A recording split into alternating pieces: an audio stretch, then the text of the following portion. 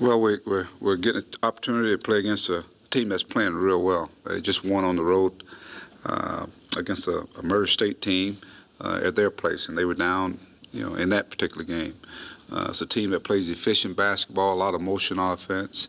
Coach Simmons does a great job. It's a senior-oriented team, so it's a very experienced team. So it's going to probably be, again, their experience versus our inexperience. But I'm expecting to see our guys come out and play with the sense of urgency, that a team that's 3 and 4 should come out and play with.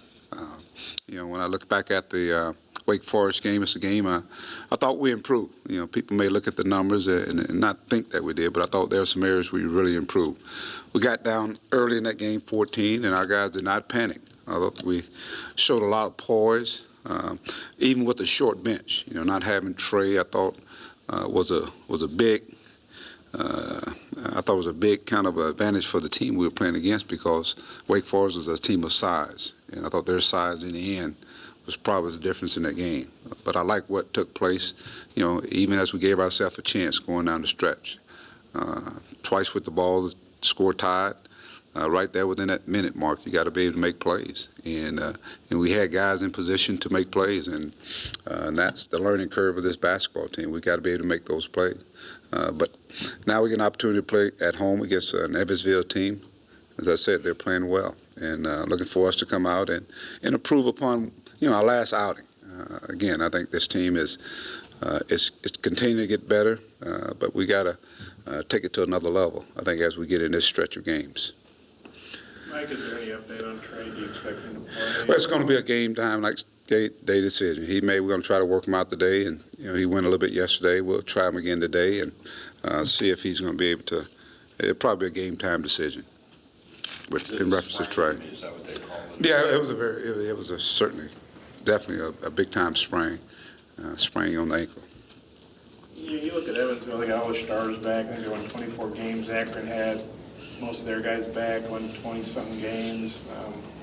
It doesn't seem like you guys did the best job of scheduling these mid-majors, because you seem like you're getting them. I mean, you're scheduling really good mid-majors. Well, they're mid-majors to you guys, but they're major guys, college teams to us. I mean, you can't look at the name, not this day and time. I mean, you've seen it all around. Teams are playing at home and losing to teams at home. So it's a very good schedule. I think, don't look at names and don't get fooled by the name. I thought last year we had a very good schedule. I think this year we have an even tougher schedule. Why? Because of the type of team we have right now, not having all the pieces in place. But it's a schedule that's going to serve, I think, in a lot of ways. It's going to get us prepared for SEC play, and we find out a little bit more about ourselves. We find out, our shortcomings and things that we got to show up. And one of the things we really got to show up, I think, is our defense. Wake Forest shot over 50% in that particular game, and a lot of it had to do was, they were getting point-blank shots against even our matchup zone in the second half, close to the basket. With that all being said, we were right there in position to win that game. So now we just got to make those plays to finish off the job, so to speak. They got 2 all-conference players. Just how do those 2, Valentine and however you pronounce it, Maclevius or whatever, just how do they stack up with some guys you're saying? Well, I think, they're a team that's the sum of all the parts. I mean, they're averaging 22 assists a game. That means they share the basketball. I love watching their motion and what they do. A lot of cutting, screening, slipping screens. They do a good job of playing efficient basketball, and they spread it. Obviously, Valentine is leading. I think he's the leading scorer in the nation right now.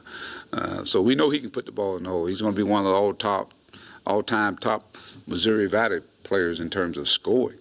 So no question about it, he's a big-time player, and we've got to do a better job of finding out where he is. But he's their leading assist guy. He's getting over 5 assists a game. So again, it's a guy that's a dangerous player. I mean, he's one of those triple threat guys. He can shoot it, he can put it on the floor, and he can really pass the basketball. And the big kid, 6'10", he's averaging a double-double. Again, it's a team that's, I think they feed off of one another. They share the basketball. They can shoot the three-point shot, get a lot of layups. And that layups because of the motion offense and guys moving without the basketball and trusting one another. Mike Akron, their coach, has been there, I think, 12 or 13 years. The Evansville coach, I think, is in his 12th year. And they don't very often get the one-and-doneers. They get guys that are in their program 3-4 years. How tough is it to play those kind of teams? I just think, you play good teams. I mean, we wanted to play a good team, and they're one of those teams that has played well. They got a good RPI, and they'll test your kids. They'll test your mentality. They'll test your toughness. They'll test a lot of things. So it's a good test for us, I think, more than anything else. There are no, if you want to call them cupcakes, there are none out there. So you got to play teams, and you got to be prepared to play. And I think that's a credit to Coach Simmons. I mean, being there, getting his kind of players in there, and getting some seasoned veteran type players. And I'm sure all coaches would love to do that with their programs. You look at Jabril, he's already got more assists than he did all last year, and obviously he's playing a lot more. But what have you seen from his game from last year to now that's leading to all these assists? He's a lot more comfortable. I think he's comfortable in what he's doing. He's taking command out there on the floor. He's not trying to do everything. Early in the year, I thought he was a guy that held onto the ball to try to make the home run pass. And so sometimes that could lead into assists. I mean, not assists, but turnovers, or missing the open guy. I think now he's getting the full understanding of what we want, because I think the tempo is being pushed up. Our tempo is really being, we're scoring some points. Now the key is, let's stop somebody. I think he's being active on defense. I think he's playing too many minutes, and I think that's even hurting some of his efficiency. But we got him playing at a high level. I think Dusty is starting to figure some things out, play at a better level. Bell is playing like a senior should be playing. I think Moses has been kind of inconsistent. We've got to get him to play at that top level. The guy I've really been impressed with thus far has been Willie Kawasi. He keeps coming on each and every game. And if you notice, he's been out there more and more, and he's having an impact on the game, defensively as well as offensively. Just his length has made a difference. I think Keaton is starting to get a little bit more comfortable. So I think you're starting to see, some of the pieces starting to come together, and hopefully we can get Trey back, get him back in the fold, and I think that adds another piece, and it gives us a depth that we're going to need, because we've always been a team that's been a second half team, and I hadn't seen that yet. I hadn't seen us where we finish it out strong. And part of it has to do with lack of depth at this point in time. But somehow we've got to figure out that formula that works for us, and hopefully it starts with Evansville. I guess you got 2 more games before end time. Comes back eligible. What have you seen from him in practice?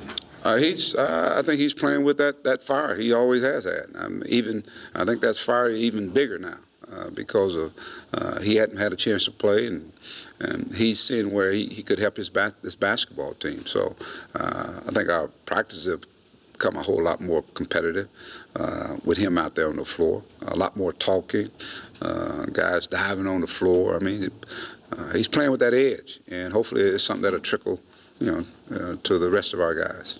Is he starting to get into game-type shape, or at least practice shape for you? I think he's in practice shape. I think, he needs probably another week or so. But he's getting there.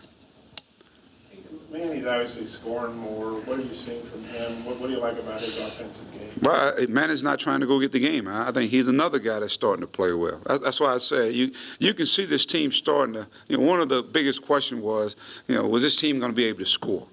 And because we lost quite a bit. I mean, you talk about, what was your stats for the SEC play? We had 12 points coming back. 13 points something coming back, so you wonder, how is this team going to score? I don't think we're going to have a problem scoring. Now our problem is going to be deep on the defensive side of it. We got to stop people, and but I think Manuel gives you that guy that plays with that big time motor, and it's contagious. And defensively, he's getting after it, and offensively, he's finding ways to get in the lane and finish. But I think his defense is creating some offense. He's having to play sometimes out of position, but whatever we action of him, he's giving it to us. He's another guy that's, I think, is really starting to impact this team in a positive way, coming off the bench. He's about a career 56% shooter. Would you like to see him shoot more, or is he shooting? He's doing fine. He's doing fine, Bob. He's doing fine. It's the one thing about when you play, the way we play, you don't have to try to go get the game. It will come to you. I mean, when you look at the guys that are shooting the ball well, I mean, Bell and Dusty, I mean, they're people having to pay attention to them. So that allows the floor to be open. And so now, hopefully, guys can get in the lanes and either make plays or make that single that leads to an assist to another guy. I think that's what you want. And I think the scoring, there are going to be periods where Manuel's going to score, and there are going to be periods where certainly the guys that are scoring, we know Dusty is a guy that can score points in bunches. Bell is a guy that can score points in bunches. Moses has been pretty dependable for us as well.